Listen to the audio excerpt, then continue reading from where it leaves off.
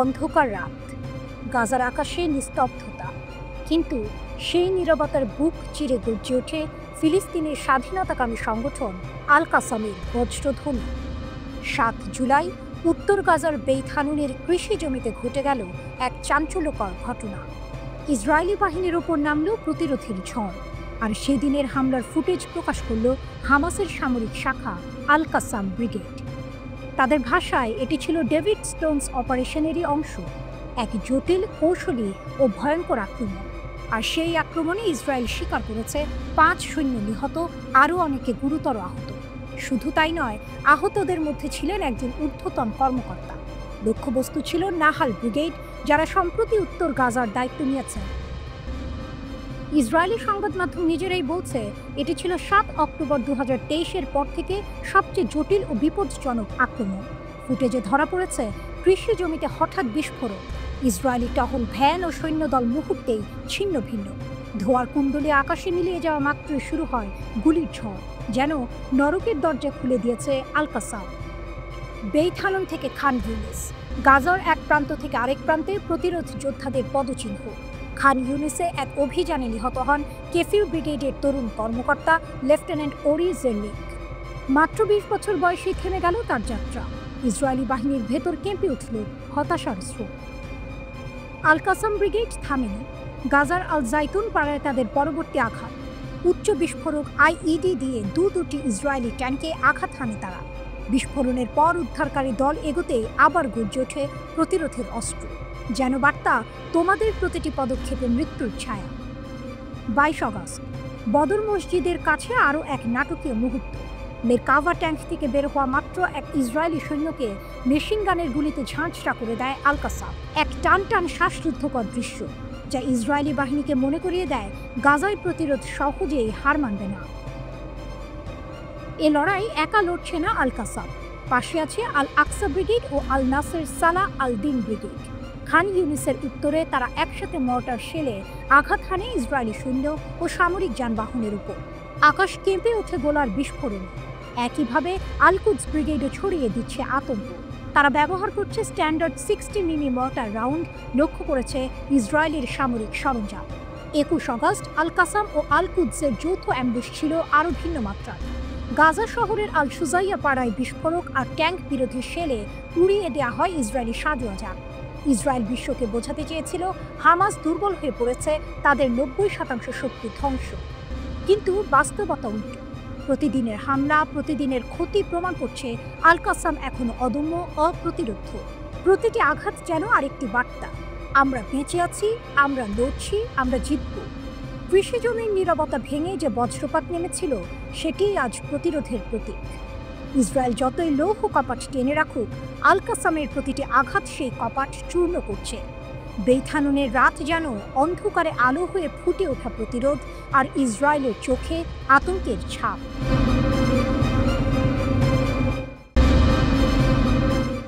ইরানের ঝড়ে অভিযান, সীমান্তে মোসাদ এজেন্ট ধ্বংস, জব্দ আমেরিকান অস্ত্র। আকাশে ভোরের আলো ফুটতেই সীমান্তের বাতাসে ভেসে এলো গর্জন। সিস্তান ও বেলুচিস্তানের মাটিতে যেন বজ্রপাত হলো একসাথে। ইরানের বিপ্লবী গার্ডস IRGC আর গোয়েন্দা বাহিনী নেমে এলো এমন এক অভিযানে, যা শুনলেই ইসরায়েলের মিত্ররা কেঁপে ওঠে। মোসাদের এজেন্টদের নিরপেক্ষ করা হয়েছে, আর তাদের হাতে থাকা আমেরিকান অস্ত্র গেছে ইরানের কবজায়। শত্রুর গোপন ঘাঁটিতে আগুন, ইরানশার খাস সারাভান, ৩টি শহর। সীমান্ত অঞ্চলের অন্ধকারে সন্ত্রাসী ঘাঁটি গেড়েছিল ইসরায়েল সংযুক্ত বন্দুকধারীরা, কিন্তু তাদের ঘুম ভাঙল ভোরের আগে। সমন্বিত অভিযানে ঝাঁপিয়ে পড়ল IRGC গ্রাউন্ড ফোর্স আর ইরানের গোয়েন্দা মন্ত্রণালয়। মুহূর্তেই শুরু হলো গোলাগুলি, বিস্ফোরণ আর ধ্বংসযজ্ঞ। ফলাফল, মাত্র কয়েক ঘন্টার লড়াইয়ে ১৩ জন জঙ্গি নিহত, অনেকে ধরা পড়ল জীবিত। ব্যর্থ হলো ৩টি বড় হামলা। শুধু নিহত আর গ্রেপ্তারি নয়, ইরানি নিরাপত্তা বাহিনী জানিয়েছে এই অভিযানে ব্যর্থ করে দেওয়া হয়েছে ৩টি বড় পরিকল্পিত হামলা। সীমান্তের এক পাশে পাকিস্তান, অন্য পাশে অশান্ত বেলুচিস্তান। এই অঞ্চলটিকে টার্গেট করে তাণ্ডব চালাতে চেয়েছিল জঙ্গিরা, কিন্তু ইরানের গোপন চোখে সেই পরিকল্পনা ধরা পড়ল আগে। যা ঘটল তা যেন সিনেমার দৃশ্য। ভোরের অন্ধকারে গোপন কণ্ঠস্বর, ঝলসে ওঠা ট্রেজার বুলেট আর একের পর এক বিস্ফোরণে শত্রু ঘাঁটির পতন। শত্রুর হাতে বিদেশি অস্ত্র। অভিযান শেষে জব্দ হলো এক ভয়ঙ্কর ভাণ্ডার। আমেরিকান তৈরি M4 ও M60 রাইফেল, RPG লঞ্চার, বিস্ফোরক ভেস্ট, এমনকি হাতে গোনা গ্রেনেড। সব মিলিয়ে স্পষ্ট হলো এরা কেবল সাধারণ দস্যু নয়, বরং এক আন্তর্জাতিক নেটওয়ার্কের অংশ। প্রেস টিভির ভাষায় এই জঙ্গিদের হাতে থাকা অস্ত্রই প্রমাণ করে তাদের যোগসূত্র। ইরানের শক্তির নতুন বার্তা। ইরান শুধু লড়াই করছে না, লড়াইয়ের পরও ছড়িয়ে দিচ্ছে বার্তা। সেনাবাহিনী নিশ্চিত করেছে তাদের সাফল্য শুধু বন্দুকধারী ধ্বংস নয়, বরং সীমান্তকে আরও নিরাপদ করা। ইরানের প্রধান স্টাফ আব্দুর রহিম মুসাভি পাকিস্তানের সেনাপ্রধান আসিম মনিরকে ফোনে জানালেন, সন্ত্রাসীদের বিরুদ্ধে সীমান্তের উভয় পাশে যৌথ পদক্ষেপ জরুরি। অর্থাৎ ইরান শুধু নিজেকে রক্ষা করছে না, বরং পুরো অঞ্চলের নিরাপত্তার ভার কাঁধে নিচ্ছে। এর আগে গোয়েন্দারা দক্ষিণ পূর্বে আরেকটি সেল ধ্বংস করেছে। সেখানে 6 জঙ্গি নিহত, 2 জন বন্দী। আরেকটি চমক, সেলটির সবাই ছিল বিদেশি যোদ্ধা, তাদের হাতে অত্যাধুনিক অস্ত্র। এক কথায় সীমান্তের মাটি আজ ইরানের শত্রুদের জন্য এক মৃত্যুকূপ। ভোরের আলোয় যখন সাধারণ মানুষ ঘুম ভাঙাচ্ছিল, তখন সীমান্তের অন্য প্রান্তে ইতিহাস লিখছিল ইরানের যোদ্ধারা। বন্দুকের নল, আরপিজির ঝলকানি আর ধোঁয়ার কুণ্ডলি পেরিয়ে ইরান জানিয়ে দিল, আমরা সতর্ক, আমরা শক্তিশালী। আমাদের সীমান্ত ভেদ করার স্বপ্ন যারা দেখে, তাদের জন্য অপেক্ষা করছে কেবল ধ্বংস। সিস্তান ও বেলুচিস্তানের এই অভিযান কেবল একটি সামরিক সাফল্য নয়, এটি ছিল শক্তির প্রদর্শনী। বার্তা স্পষ্ট, ইরান এখন শুধু প্রতিরোধ নয়, আক্রমণের অগ্রদূত।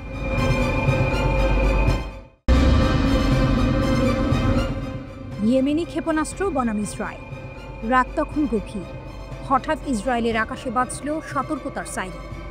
জেরুজালেম, তেল আবিব, এমনকি অধিকৃত পশ্চিম তীর, চারপাশে ছোট ছুটি, আতঙ্ক আর অজানা ভয়। কারণ মুহূর্ত আগে ইয়েমেন থেকে ছুটে এসেছে এক মারাত্মক ক্ষেপণাস্ত্র। এটা কেবল একটি আক্রমণ নয়, এটা ছিল হুথি যোদ্ধাদের এক স্পষ্ট বার্তা, আমরাও শক্তি দেখাতে জানি। সতর্ক বার্তা উপেক্ষা করে নতুন চমক। কয়েকদিন আগেই ইসরায়েলের প্রধানমন্ত্রী বেনিয়ামিন নেতানিয়াহু গর্জে উঠেছিলেন। তিনি ঘোষণা করেছিলেন, হুথি সন্ত্রাসীদের খুব বেশি মূল্য দিতে হবে। সতর্কবার্তার সুর তখনও আকাশে ভাসছে, কিন্তু তার আগেই ইয়েমেনি ক্ষেপণাস্ত্র আবার ঢুকে পড়ল ইসরায়েলের আকাশসীমায়। ইসরায়েলি সেনারা বলছে তারা নাকি ক্ষেপণাস্ত্র প্রতিহত করেছে, কিন্তু আসল প্রশ্ন, প্রতিরক্ষা ভেদ করেই বা কতদূর এসে পৌঁছল ক্ষেপণাস্ত্র? আতঙ্কের ঢেউ দেখিয়েছে। প্রতিরোধ থাকলেও ইয়েমেনি আতঙ্কের ছায়া ক্রমশ দীর্ঘ হচ্ছে। আঘাতের জবাব আগুন দিয়ে। হুথিদের ক্ষেপণাস্ত্র নিক্ষেপের পরপরই ইসরায়েল চালালো তীব্র বিমান হামলা। লক্ষ্যবস্তু সানার প্রেসিডেন্ট প্রাসাদ, বিদ্যুৎ কেন্দ্র, জ্বালানি ট্যাঙ্ক। রাতের আকাশে আগুনের ফুলঝুরি, ধ্বংসস্তূপ আর ধোঁয়া। অন্তত 6 জন নিহত, 80 জনের বেশি আহত। কিন্তু এখানেই টুইস্ট।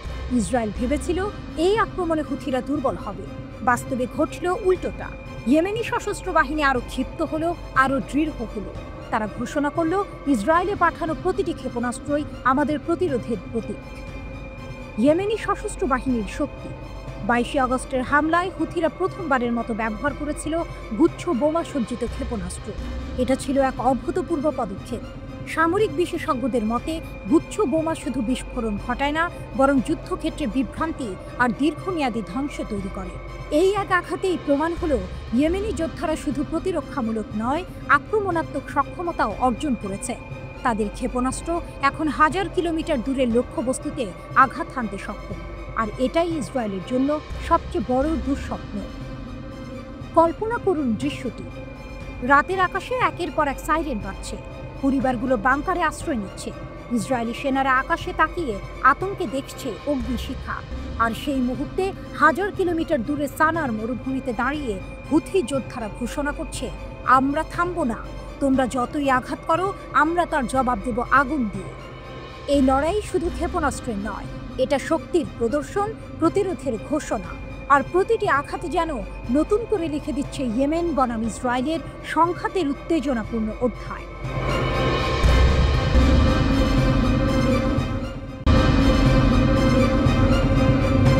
লাতিন আমেরিকায় যুদ্ধের আগুন। ভেনেজুয়েলাকে ঘিরে মার্কিন তাণ্ডব। আকাশে কালো মেঘ, সাগরে ভেসে উঠছে যুদ্ধজাহাজের ছায়া, বেজে উঠেছে যুদ্ধের দামাম। লাতিন আমেরিকার বুকে এবার যেন নতুন আগ্রাসনের মোহরা। ভেনেজুয়েলার উপকূলে এসে ভিড়েছে 3টি মার্কিন যুদ্ধজাহাজ। এর সঙ্গে আছে গোয়েন্দা বিমান, পারমাণবিক শক্তিচালিত সাবমেরিন এবং গাইডেড মিসাইল ক্রুজার। প্রায় 4000 মার্কিন সেনা মোতায়েন করা হয়েছে দক্ষিণ ক্যারিবীয় অঞ্চলে। যুক্তরাষ্ট্র বলছে এটাই তাদের শক্তি প্রদর্শন, কিন্তু ফিনিক্সের মতো জেগে উঠছে ভেনেজুয়েলা। মার্কিন প্রেসিডেন্ট ডোনাল্ড ট্রাম্প দাবি করে আসছিলেন ক্ষমতায় আসার পর তিনি বহু যুদ্ধ থামিয়েছেন। প্রচারে একথাই গর্বের সঙ্গে বলেছেন তিনি, কিন্তু বাস্তব বলছে ভিন্ন কথা। ভেনেজুয়েলার দিকে তাক করেই যেন তার নতুন যুদ্ধযাত্রা শুরু। আর এই হুমকি শুধু আমেরিকার সঙ্গে ভেনেজুয়েলার দ্বন্দ্ব নয়, এর মধ্যে জড়িয়ে পড়েছে আরও 2টি মহাশক্তি, ইরান ও রাশিয়া। ভেনেজুয়েলার প্রেসিডেন্ট নিকোলাস মাদুরো তাদের আস্থাভাজন বন্ধু। তাই মার্কিন আগ্রাসন মানে শুধু লাতিন আমেরিকা নয়, গোটা বিশ্বের ভূ রাজনীতির দাবার বোর্ড কেঁপে ওঠা। মাদুরোর জবাব, 45 লাখ মিলিশিয়া মাঠে আমেরিকার হুমকিতে ভেনেজুয়েলার প্রেসিডেন্ট নিকোলাস মাদুরো পিছপা হননি, বরং হুঙ্কার দিয়েছেন দেশের আকাশ, ভূমি আর সাগর রক্ষা করবেন তিনি। ঘোষণা দিয়েছেন 45 লাখের বেশি সশস্ত্র মিলিশিয়া সদস্য প্রস্তুত আছে। যুদ্ধ যদি আসে তারা লড়বে শেষ রক্তবিন্দু পর্যন্ত। আরেকদিকে যুক্তরাষ্ট্র মাদুরোর মাথার জন্য পুরস্কারের অর্থ বাড়িয়ে দিয়েছে। তাকে মাদক ব্যবসায়ী হিসেবে অভিযুক্ত করছে তারা, কিন্তু মাদুরো জানেন এটা আসলেই ক্ষমতা দখলের ষড়যন্ত্র। চীনের শক্ত বার্তা। শি জিনপিং এর চীন এ ঘটনার পর সরাসরি হুঁশিয়ারি দিয়েছে। জাতিসংঘ সনদের কথা টেনে বলেছে কোনো দেশের সার্বভৌমত্ব ভাঙা যাবে না। ভেনেজুয়েলাকে চাপ দিয়ে ক্ষমতাচ্যুত করার চক্রান্ত আন্তর্জাতিক আইনের পরিপন্থী। চীনের বিশেষজ্ঞরা বলছেন আসল কারণ তেল। ভেনেজুয়েলার বিশাল তেলের ভান্ডার এখন যাচ্ছে চীনের হাতে। যুক্তরাষ্ট্র সেই পথ আটকে দিতে চায়। এ কারণেই ভেনেজুয়েলার দিকে বন্দুক তাক করছে তারা। আরও মাদুরো জানান কারা তার পাশে। জনসম্মুখে তিনি চীনের প্রযুক্তির প্রশংসা করেছেন। তার এই চীন বন্দনা নিঃসন্দেহে আমেরিকার শরীরে আরও আগুন ধরিয়ে দিয়েছে। বিশ্লেষণ, দাবার বোর্ডে নতুন যুদ্ধ। প্রশ্ন এখন একটাই, চীন কি সরাসরি ভেনেজুয়েলার পাশে দাঁড়াবে? বিশ্লেষকরা বলছেন আমেরিকার এই তৎপরতা লাতিন আমেরিকায় নতুন সংঘাত ডেকে আনবে। আর এই সংঘাত আরও কাছে টেনে আনবে শি জিনপিং ও নিকোলাস মাদুরোকে। ভেনেজুয়েলা শুধু লাতিন আমেরিকার তেল সমৃদ্ধ দেশ নয়, বরং মার্কিন আধিপত্যের বিরুদ্ধে এক প্রতিরোধের প্রতীক।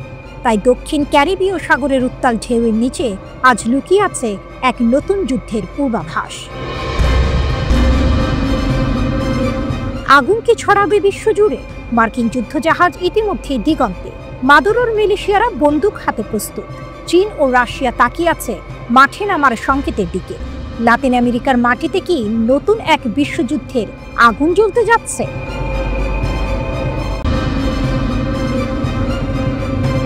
গাজার আকাশে তখন নীরবতা, কিন্তু সেই নীরবতার ভেতরে লুকিয়ে ছিল এক বিস্ফোরক রহস্য। জুলাই মাসে বেইথানুনের কৃষি জমিতে হঠাৎই গর্জে উঠল আগুন আর ধোঁয়া। মুহূর্তের মধ্যে মাটিতে লুটিয়ে পড়ল ইসরায়েলি সেনারা। ক্যামেরায় ধরা পড়ল সেই দৃশ্য। পয়েন্ট ব্ল্যাঙ্ক আক্রমণে 5 আইডিএফ সৈন্য নিহত। মাসের সামরিক শাখা আল কাসাম ব্রিগেডের পরিকল্পনা ছিল সূক্ষ্ম। প্রথমে কিছু গুলির শব্দ, মনে হলো হয়তো সামান্য হামলা, কিন্তু আসল খেলা ছিল অন্যত্র। ইসরায়েলি সৈন্যরা ছুটে গেল গোলাগুলির উৎসের দিকে। তারা বুঝতে পারল না এটাই আসলে ছিল অ্যাম্বুশ জোন। সেই মুহূর্তেই বিস্ফোরক ফেটে গেল তাদের পায়ের নিচে। ভিডিও ফুটেজে দেখা যায় একসাথে কয়েকজন সৈন্য মাটিতে ছিটকে পড়ছে। আলোকরেখা, আগুন আর মৃত্যুর আর্তনাদ সবই ধরা পড়েছে ক্যামেরায়। প্রথম বিস্ফোরণের পর শুরু হলো আল কাসামের আসল আক্রমণ। কাছ থেকে গুলি, মর্টারের শব্দ, চারপাশ ঘিরে ধোঁয়া। আইডিএফ সৈন্যরা একে অপরকে ডাকছিল, কিন্তু কেউই বেরোতে পারছিল না। সেই কৃষি জমিই তখন রূপ নিল এক মৃত্যুপুরীতে। আইডিএফ পরে নিশ্চিত করেছে 5 সৈন্য নিহত এবং বহু আহত হয়েছে। ইসরায়েলি সংবাদ মাধ্যম এটিকে 7 অক্টোবরের পর সবচেয়ে জটিল আক্রমণগুলোর একটি বলে স্বীকার হয়েছে। আল কাসামের শক্তির প্রদর্শন এখানেই শেষ নয়। 21 আগস্ট আল কাসাম ব্রিগেড তাদের সবচেয়ে বড় অভিযানের বিবরণ প্রকাশ করল। যোদ্ধারা ঝাঁপিয়ে পড়েছিল একাধিক আইডিএফ সাইটে। লক্ষ্যবস্তু ছিল শক্তিশালী মেরকাভা 4 ট্যাঙ্ক। ঘর থেকে ঘর লড়াইয়ে একাধিক ইসরায়েলি সৈন্য নিহত হয়েছে বলে দাবি করেছে আল কাসাম। এই বার্তা ছিল স্পষ্ট, আমরা শুধু লুকিয়ে আঘাত করি না, সরাসরি মোকাবিলায়ও জয়ী হই।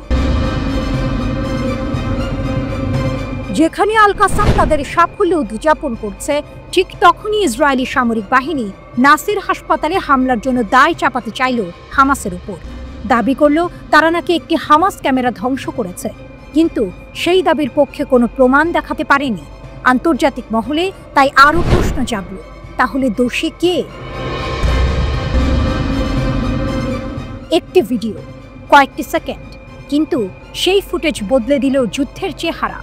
বেইত হানুনে আল কাসামের আক্রমণ দেখিয়ে দিল গাজার মাটিতে প্রতিটি ইঞ্চি এখন এক একটি ফাঁদ, প্রতিটি ছায়া এক একটি ঝড়। ভোরের আলোয় যখন সাধারণ মানুষ ঘুম থেকে উঠছে, তখনই আল কাসামের যোদ্ধারা জানিয়ে দিচ্ছে, আমরা আছি, আমরা লড়ি, আমরা আঘাত করি এমনভাবে যাতে শত্রু বুঝতেই পারে না কোথা থেকে মৃত্যু আসছে। গাজার ভেতরে এই লড়াই শুধু একটি অভিযান নয়, এটি প্রতিরোধের শক্তির প্রমাণ, আর সেই প্রমাণ এখন ক্যামেরায় বন্দী।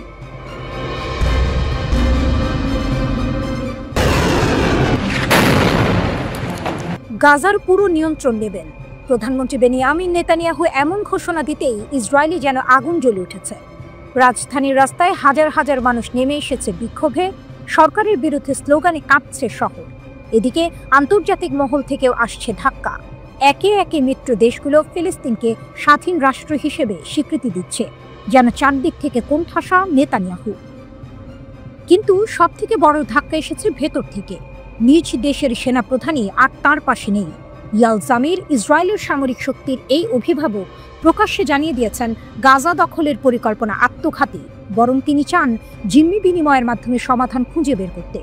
এখান থেকেই শুরু হয়েছে ভয়ঙ্কর জল্পনা। তবে কি সেনাপ্রধানই নামবেন রাজনৈতিক ময়দানে? সেনাদের অসন্তোষ।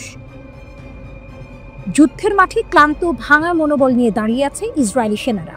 2 বছরের রক্তক্ষয়ী সংঘাতে শত শত সেনা প্রাণ হারিয়েছে।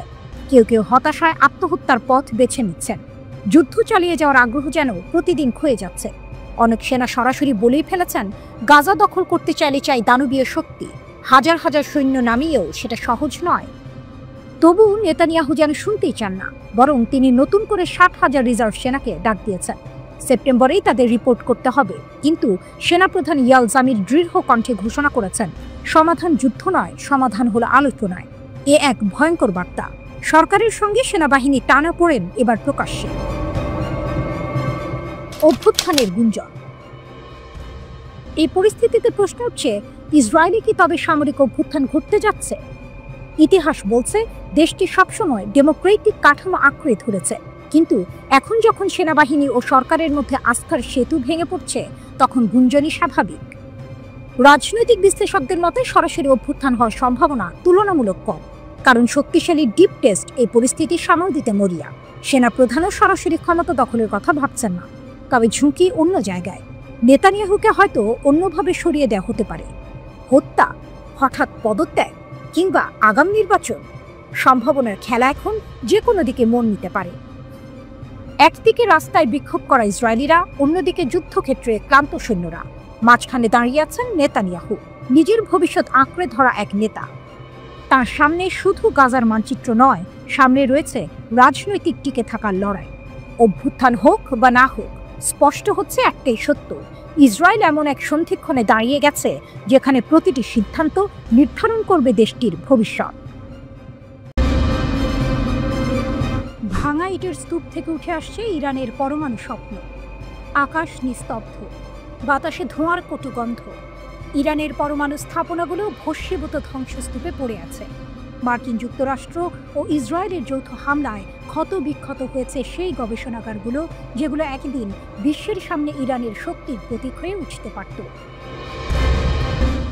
কিন্তু সত্যিই কি ইরান থেমে গেছে? না, ধ্বংসস্তূপের নিচ থেকে আবারও জেগে উঠছে ইরানের উচ্চাকাঙ্ক্ষা। তেহরান নতুন করে গোপন শক্তি সঞ্চয়ের পথে হাঁটছে। ভাঙা ল্যাবরেটরির ভেতরে আবারও নীরবে বাজছে পরমাণু বোমা তৈরির সুর। ইসরায়েল ভেবেছিল একসাথে যুক্তরাষ্ট্রের আঘাত আর নিষেধাজ্ঞার চাপে ভেঙে পড়বে ইরান, কিন্তু ইতিহাস বলে ইরানকে ভাঙা যায় না। যতবার চূর্ণ করা হয়েছে ততবার সে আগুনের ফুলকি হয়ে জেগে উঠেছে। ইসরায়েলের ভয়। ইসরায়েলের ভেতরে এখন গভীর আতঙ্ক। তারা জানে ইরান যদি সত্যিই আবারও পরমাণু বোমার পথে হাঁটে তাহলে সবচেয়ে অরক্ষিত হয়ে পড়বে তারাই। কারণ একবার যদি ইরান সেই শক্তি হাতে পায়, মধ্যপ্রাচ্যে ইসরায়েলের আধিপত্য মুহূর্তেই ভেঙে যাবে। আর তখন ইরানের বিরুদ্ধে যুদ্ধ মানে হবে দুঃস্বপ্ন। এই আশঙ্কাতেই দখলদাররা আবারও নতুন হামলার ছক আঁকছে। কিন্তু ইরানও বসে নেই। তেহরানের সংসদীয় স্পিকার মোহাম্মদ বাঘের গালিবফ সতর্ক করেছেন, আবারও হামলা হলে ইরান এবার 12টি নতুন অঞ্চলে পাল্টা আঘাত হানবে। এই ইঙ্গিত শুধু ইসরায়েলের জন্য নয়, বরং যুক্তরাষ্ট্র এবং ইউরোপের জন্য। অর্থাৎ এবার যদি যুদ্ধ শুরু হয়, তার আগুন শুধু তেল আবিব তেহরান সীমাবদ্ধ থাকবে না, ছড়িয়ে পড়বে পশ্চিমা শক্তির হৃদয়ে। জেনেভায় ইরান ও ইউরোপীয় শক্তি, ফ্রান্স, জার্মানি, যুক্তরাজ্যের আলোচনা ও কোনো অগ্রগতি ছাড়াই শেষ হয়েছে। নিষেধাজ্ঞা, চাপ আর গোপন চুক্তির কথা বলা হলেও সমাধান আসছে না। আর যতদিন সমাধান আসবে না, ততদিন যুদ্ধের ঝুঁকি বাড়বে বলে সতর্ক করছেন বিশ্লেষকরা। ইরানের শক্তি। ইরানের ইতিহাসে একটি শিক্ষা স্পষ্ট, চাপ যত বাড়ে প্রতিরোধ তত শক্ত হয়। ইরান শুধু ভূখণ্ড নয়, এটি এমন এক জাতির নাম যারা শতাব্দীর পর শতাব্দী আগ্রাসনের বিরুদ্ধে দাঁড়িয়ে থেকেছে। আজও তারা সেই শক্তি দেখাচ্ছে। ভাঙা গবেষণাগারের ধুলো মুছেই তারা বলছে, আমাদের পরমাণু স্বপ্ন কেউ থামাতে পারবে না। ধোঁয়ায় ঢাকা মধ্যপ্রাচ্যের আকাশে বাজছে যুদ্ধের দামামা। একদিকে ইসরায়েলের ভয় আর প্রস্তুতি, অন্যদিকে ইরানের সতর্কবার্তা। এবার আঘাত হলে আমরা থেমে থাকব না। ফাইন্যান্সিয়াল টাইমস ইতিমধ্যেই সতর্ক করেছে, যে কোনো মুহূর্তে ইসরায়েল ও ইরানের যুদ্ধ আবারও শুরু হতে পারে। প্রশ্ন একটাই, এবারের যুদ্ধ কি আগের মতোই সীমাবদ্ধ থাকবে, নাকি এবার আগুন গিয়ে ছুঁবে পশ্চিমা শক্তির ভূখণ্ডেও? মধ্যপ্রাচ্যের বুকে তাই আবারও প্রতিধ্বনি, ইরান প্রস্তুত।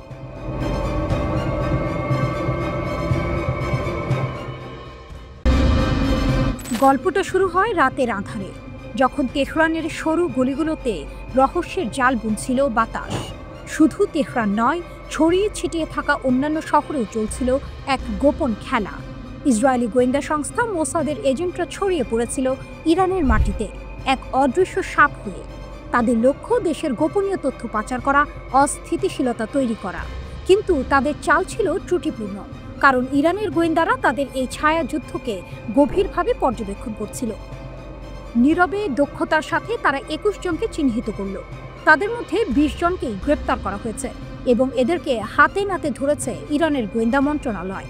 এই এজেন্টরা শুধু তথ্য পাচারকারী ছিল না, তাদের মধ্যে অনেকে দেশের গুরুত্বপূর্ণ বিষয়ে হস্তক্ষেপের পরিকল্পনাও করছিল। গ্রেপ্তার হওয়া এই এজেন্টদের মধ্যে একজন নারীও ছিলেন, যিনি আপাতদৃষ্টিতে একজন সাধারণ ব্যবসায়ী হিসেবে নিজেকে পরিচয় দিয়েছিলেন। কিন্তু তার ফোন থেকে উদ্ধার হওয়া কিছু এনক্রিপ্টেড বার্তা ফাঁস করে দেয় তার আসল পরিচয়। এই গ্রেপ্তারগুলো ছিল ইরানের জন্য একটি বড় বিজয়, যা দেশের নিরাপত্তা ব্যবস্থাকে আরও শক্তিশালী করে তোলে। কিন্তু এখানেই গল্পের শেষ নয়, বরং এর শুরু। কারণ এর পরপরই ঘটে গেল এক ভয়াবহ ঘটনা, যা সমগ্র ইরানকে নাড়িয়ে দিল। তেহরানের কেন্দ্রীয় কারাগারে রুজবে বাদি নামে একজন ব্যক্তির মৃত্যুদণ্ড কার্যকর করা হয়। তার অপরাধ মোসাদের হয়ে গুপ্তচর বৃত্তি করা। রুজবে একসময় দেশের একজন খ্যাতিমান পারমাণবিক বিজ্ঞানী ছিলেন, কিন্তু অর্থের লোভ এবং প্রতিশোধের নেশা তাকে অন্ধকার পথে নিয়ে যায়। তিনি ইরানের পারমাণবিক কর্মসূচির সংবেদনশীল তথ্য ইসরায়েলি গোয়েন্দা সংস্থাকে ফাঁস করে দিচ্ছিলেন। তার মৃত্যুদণ্ড ছিল এক কঠোর বার্তা। ইরানের বিচার বিভাগ স্পষ্ট করে দেয়, দেশের নিরাপত্তার সাথে কোনো আপোষ নয়। এই ঘটনার পরপরই আরও একটি চাঞ্চল্যকর ঘটনা প্রকাশ্যে আসে। তেহরানের দক্ষিণ পূর্বাঞ্চলে একটি সন্ত্রাসী সেল ভেঙে দিয়েছে ইরানের নিরাপত্তা বাহিনী। Islamic Republic news agency IRNA অনুসারে এই সেলটি মোসাহেদিন ই খালক অর্গানাইজেশন MKO এর সাথে সম্পর্কিত ছিল। এই দলটি জনশৃঙ্খলা বিঘ্নিত করার এবং অস্থিতিশীলতা সৃষ্টির পরিকল্পনা করছিল। তবে তাদের পরিকল্পনা ব্যর্থ হয়ে যায়। পাক দাশেত কাউন্টির গভর্নর মোহাম্মদ হাসানপুর জানান, 3 সদস্যের এই দলটিকে গ্রেপ্তার করা হয়েছে এবং তাদের জিজ্ঞাসাবাদ চলছে। এই 3টি ঘটনা একে অপরের সাথে সম্পর্কযুক্ত ছিল। এটা যেন এক বিশাল ষড়যন্ত্রের 3টি ভিন্ন অংশ। প্রথমে মোসাদের এজেন্ট গ্রেপ্তার, তারপর একজন পারমাণবিক বিজ্ঞানীর মৃত্যুদণ্ড এবং সবশেষে একটি সন্ত্রাসী সেলের পতন। এর পেছনের মূল উদ্দেশ্য ছিল ইরানি নিরাপত্তা ব্যবস্থাকে ভেঙে দেয়া এবং দেশে বিশৃঙ্খলা তৈরি করা। কিন্তু ইরান তার গোয়েন্দা নেটওয়ার্কের মাধ্যমে এই চক্রান্তগুলোকে একের পর এক নস্যাৎ করে দিয়েছে। এই ঘটনাগুলো থেকে একটি বিষয় পরিষ্কার, ইরানের সরকার দেশের নিরাপত্তা নিশ্চিত করতে দৃঢ় প্রতিজ্ঞ। বিচার বিভাগের প্রধান গোলাম হোসেন মোহসেনি এজেই বারবার জোর দিয়ে বলেছেন, গুপ্তচর বৃত্তির মতো অপরাধের সাথে কোনো আপোষ করা হবে না। দেশের বিচার বিভাগ ও নিরাপত্তা বাহিনী ঐক্যবদ্ধভাবে কাজ করছে। এখন প্রশ্ন হচ্ছে, এই ঘটনাগুলোর পর মোসাদকে আবারও নতুন কোনো চাল চালবে, নাকি তারা তাদের কৌশল পরিবর্তন করতে বাধ্য হবে? ইরানের নিরাপত্তা বাহিনী কি পারবে সব ষড়যন্ত্র নস্যাৎ করতে?